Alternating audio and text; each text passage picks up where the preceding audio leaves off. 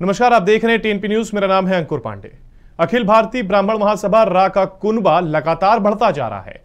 कुछ लोगों से शुरू हुआ संगठन आज लाखों लोगों का समूह बन चुका है और यह सिलसिला आगे भी जारी है। इसी कड़ी में टीएनपी ग्रुप के चेयरमैन अमित पांडे को अखिल भारतीय ब्राह्मण महासभा रॉ का संरक्षक बनाया गया है। संगठन के राष्ट्रीय अध्यक्ष राजेंद्र नाथ त्रिपाठी ने टीएनपी ग्रुप के चेयरमैन और देश के बड़े उद्योगपति अमित पांडे को संगठन का संरक्षक नियुक्त किया है। इस दौरान संगठन के मीडिया प्रभारी शांतनु शुक्ला भी मौजूद रहे। इस अवसर पर अमित पांडे ने कहा कि इस संगठन के लिए उनसे जो भी कार्य बनेगा वह करेंगे। वहीं इस मौके पर संगठन के राष्ट्रीय अध्यक्ष राजेंद्र नाथ त्रिपाठी ने कहा कि अमित पांडे जैसे लोगों के जुड़ने से संगठन मजबूत होगा। आपको बता दें कि बीजेपी सांसद महेश शर्मा, सांसद मनोज तिवारी और जगदंबिका पाल जैसे गणमान्य लोग भी इस संगठन के संरक्षक हैं। तो अब हमारे साथ स्टूडियो में मौजूद हैं टीएनपी ग्रुप के चेयरमैन अमित पांडे जी ने अखिल भारतीय ब्राह्मण महासभा रॉ के द्वारा संरक्षक घोषित किया गया है। तो आइए इनके विचार जानते हैं और क्या कुछ इनका कहना है, इनका वर्जन लेते हैं। सबसे पहले तो मैं अखिल भारतीय ब्राह्मण महासभा रॉ का राष्ट्रीय अध्यक्ष श्री पंडित राजेंद्र नाथ त्रिपाठी जी का आभार व्यक्त करता हूं कि उन्होंने मुझे संरक्षक के पद पर नियुक्त किया है और संगठन के विकास के लिए हम जैसे ब्राह्मणों को उन्होंने जोड़ने का प्रयास किया है। और हमारा यही प्रयास रहेगा कि संगठन को कैसे आगे ले जाया जाए और संगठन को एक नई ऊंचाइयों तक ले जाने का प्रयास करेंगे। हम देखते हैं कि आज विभिन्न जातियों में विभिन्न वर्गों के अपने संगठन हैं और वो काफ़ी ऊंचाइयों पर जा रहे हैं और हमारा कोई इस तरह का संगठन अभी आगे लेवल पे नहीं जा रहा था। इसलिए जो पंडित राजेंद्र नाथ त्रिपाठी जी ने प्रयास किया है उसमें हम सबका सहयोग जितना हो सकेगा हम लोग करेंगे और हम लोगों का यही प्रयास रहेगा कि हमारा संगठन एक दिन राष्ट्रीय लेवल पे और अंतर्राष्ट्रीय लेवल पे बहुत बड़ा बने। और कहते हैं कि वृक्ष जब छोटा होता है तो उसे सींचने की ज़रूरत होती है, तो हम लोग संरक्षक के रूप में उस वृक्ष को सींचने का काम करेंगे और जब वृक्ष बड़ा होगा तो हम लोगों को गौरवान्वित होने का मौका मिलेगा कि हम लोगों ने जिस वृक्ष को सींचा था वो बड़ा हो रहा है। एक यहाँ पर बड़ा सवाल मेरा आपसे यही रहेगा कि जब आपने ये चुना कि आप किसी संगठन के साथ आएंगे तो फिर अखिल भारतीय ब्राह्मण महासभा रॉ ही क्यों? ऐसा इसलिए है कि विभिन्न संगठन है, छोटे छोटे बना रखे हैं और जिनका कोई राष्ट्रीय अस्तित्व तो नहीं है, लेकिन पंडित राजेंद्र नाथ त्रिपाठी जी के जो प्रयास हैं, जो इन्होंने संगठन के लिए 138 संगठनों का अपने साथ समावेशन किया और उनके राष्ट्रीय संगठनों को एक साथ लाने में काम किया। और कहते हैं ना कि जब संगठन की नींव मजबूत होगी तो आगे संगठन मजबूत होता है। तो पंडित राजेंद्र नाथ त्रिपाठी खुद एक मेहनती हैं और उन्होंने संगठन को आगे बढ़ाने के लिए अपना समय काफ़ी दिया है इन्होंने और सबको एकत्रित करने में उन्होंने अहम भूमिका निभाई है। तो हम लोगों का मैंने यही सोचा कि इस संगठन में जुड़ने के लिए, क्योंकि इस संगठन ही ऐसा था जो कि मान्यता प्राप्त है और जिसको कि राज्य सरकार और केंद्र सरकार के विभिन्न नेताओं द्वारा भी मान्यता है। और हमने देखा कि जब उत्तर प्रदेश का चुनाव था तो भारतीय जनता पार्टी को हमारे इस संगठन ने समर्थन किया था और उसके लिए भारतीय जनता पार्टी ने आभार भी व्यक्त किया था। ये संगठन आगे बहुत जाएगा और इसमें अच्छे अच्छे लोग जुड़े। हम और भी ब्राह्मणों से ये उम्मीद करेंगे कि वो इस संगठन से जुड़े और संगठन के लिए काम करें और संगठन को आगे ले जाने में अपना योगदान करें। आपने संगठन के बुनियाद और संगठन की नींव की बात करी, तो आपने इससे जुड़ने से पहले तो बुनियाद और नींव को जांच परख लिया और देख लिया, लेकिन अब आप संगठन को किस स्तर पर, क्योंकि अब आप इसमें जुड़ रहे हैं, तो आप किस स्तर पर इस संगठन को ले जाने का प्रयास करेंगे? देखिए, हमारा प्रयास ये होगा कि संगठन को अंतर्राष्ट्रीय स्तर पर ले जाएं। चूँकि मैं एक बिजनेस करता हूं तो एक बिजनेसमैन की सोच यही होती है कि किसी भी बिजनेस को डेवलप करें, लेकिन ये हमारा संगठन कोई राजनीतिक नहीं है और हम अपने आप को गौरवान्वित महसूस करते हैं कि हम इस तरह के संगठन में जुड़ें और उस दिन और गौरवान्वित महसूस करेंगे जब संगठन के लिए कुछ बड़ा कर सकें। हमारे सहयोग से अगर संगठन बड़ा होता है तो निश्चित ही संगठन और हमारी बिरादरी के लोगों का भला होगा। और हर आदमी सोचता है कि जिस संगठन से हम जुड़े उसको बड़ा करें। कोई भी संगठन स्टार्ट से बड़ा नहीं होता है, इसकी बुनियाद और नींव को हमने जांची। अब हमारा दायित्व है और हमारे साथ जितने भी ब्राह्मण भाई हैं देश में विदेश में, उन सब का भी ये दायित्व है कि इससे संगठन से जुड़ें और संगठन को आगे ले जाने में अपनी भूमिका निभाएं। बहुत शुक्रिया आपका हमारे साथ अमित जी जुड़ने के लिए और अपने विचार साझा करने के लिए। और आज देखिए, हम जिस मुद्दे पर बात कर रहे हैं वो एक अहम मुद्दा है। दरअसल अखिल भारतीय ब्राह्मण महासभा रॉ के जो राष्ट्रीय अध्यक्ष हैं, हमारे साथ जुड़े हैं राजेंद्र नाथ त्रिपाठी जी। तो इनसे हम बात करेंगे कि आखिर किस तरीके से ब्राह्मण के उत्थान के लिए ये जो महासभा है, ये संस्था है, ये किस तरीके से काम कर रही है।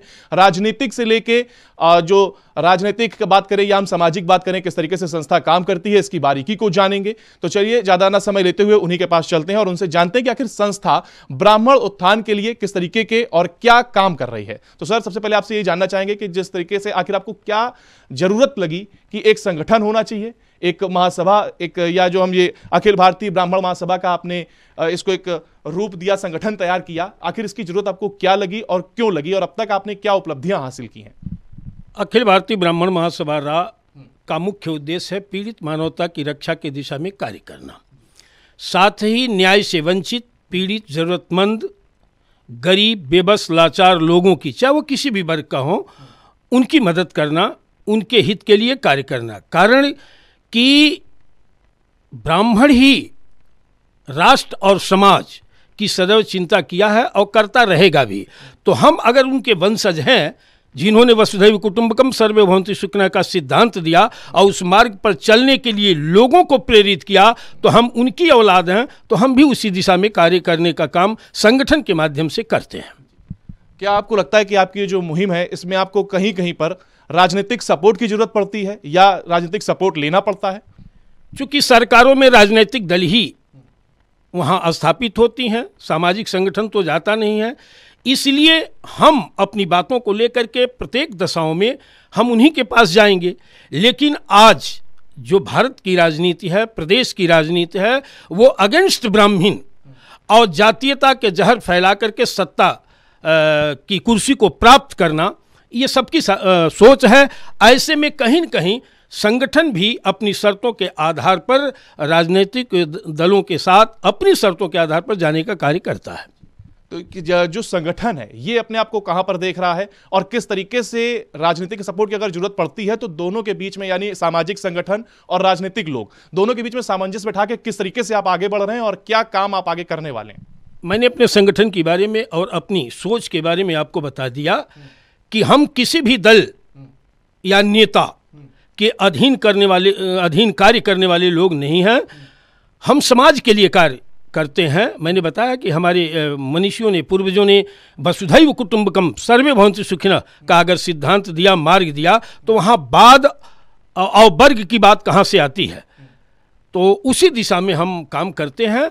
और ब्राह्मण विरोधी ताकतें जो हमारी सोच के विपरीत दिशा में, आज एक शौक बन गया है कि ब्राह्मण को गाली दो और नेता बन जाओ, तो जातीयता का जहर तो सारे लोग बो रहे हैं, इस देश के सारे राजनेता उसी के आधार पर अपना वोट बैंक बनाते हैं। तो कहीं न कहीं इस वर्ग को भी वो साधने का जब प्रयास करते हैं, तो हम अपनी शर्तों के आधार पर जहां भी समाज के पीड़ित, जरूरतमंद, गरीब, बेबस, लाचार लोगों की मदद करने में हमको सहायता मिलेगी, हम राष्ट्र हित में, समाज हित को लेकर के उस दल के साथ, उस नेता के साथ जाने का कार्य करेंगे। जिस तरीके से आप कह रहे हैं कि एक सामाजिक संगठन है और समाज के लिए, हम उत्थान के लिए काम करते हैं, तो ऐसे में आपने ये भी कहा कि हम राजनीतिक किसी प्रेशर में आकर के या राजनेता के अंडर में आके काम नहीं करते। लेकिन अगर आदित्यनाथ योगी की बात करें तो उनके साथ एक तस्वीर आपकी बहुत वायरल होती है, इसके पीछे क्या वजह है, जरा इसके बारे में बताएं। देखिए, पिछली सरकार में बहुत अन्याय ब्राह्मण समाज के साथ हुआ। पीड़ित ब्राह्मण को न्याय नहीं मिल रहा था, आज भी दिक्कतें आ रही हैं।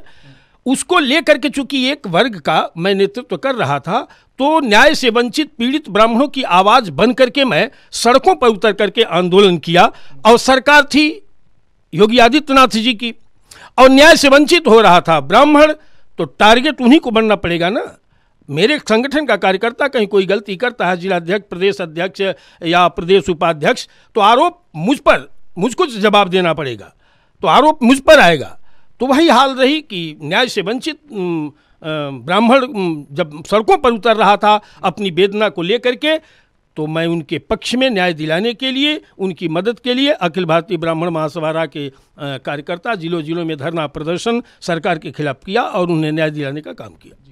लेकिन ये जानना चाहेंगे, आप कह रहे हैं कि ब्राह्मण के लिए आपने न्याय दिलाने का काम किया, सड़कों पे उतरे, तो ये तो आप एक नेकी का काम करे या उसके लिए एक दूत बनकर आया और उसके लिए आपने लड़ाई लड़ी। लेकिन अगर पंडित हरिशंकर तिवारी की बात करें और योगी आदित्यनाथ के साथ की तस्वीर वायरल है, ऐसे में योगी आदित्यनाथ तिवारी ने तो पंडित हरिशंकर तिवारी का विरोध किया था। तो मुख्यमंत्री जो योगी आदित्यनाथ हैं, जब उन्होंने हरिशंकर तिवारी का विरोध किया तब आपका स्टैंड क्या था?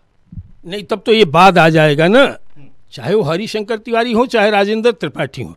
जब मैं एक समाज का, एक संगठन का नेतृत्व कर रहा हूं और किसी अपनी शर्तों के आधार पर किसी दल को अगर सपोर्ट किया हूं, तो अगर मेरा भाई भी उसके विपरीत रहेगा तो हमारा धर्म है कि उसके विपरीत जा करके समाज के साथ रहूं और अपनी बात रख सकूं।